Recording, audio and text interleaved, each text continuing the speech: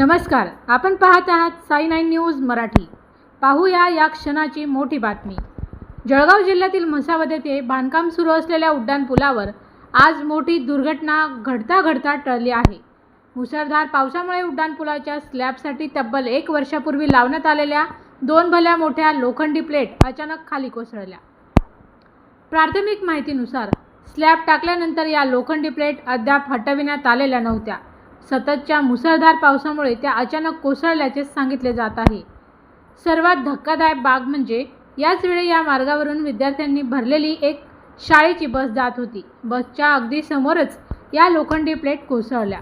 सुदैवाने चालकाने प्रसंगावधान राखल्याने मोठी जीवितहानी टळली आहे।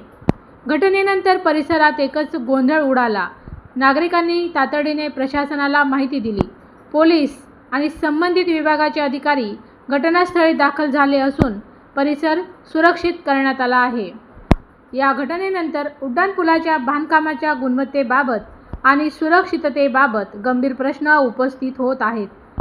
जबाबदारांवर कारवाईची मागणी नागरिकांकडून केली जात आहे।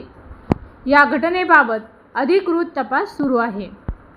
प्रत्येक अपडेट सर्वप्रथम पाहण्यासाठी पाहत रहा साई 9 न्यूज मराठी। बातमी खरी सर्वात आधी।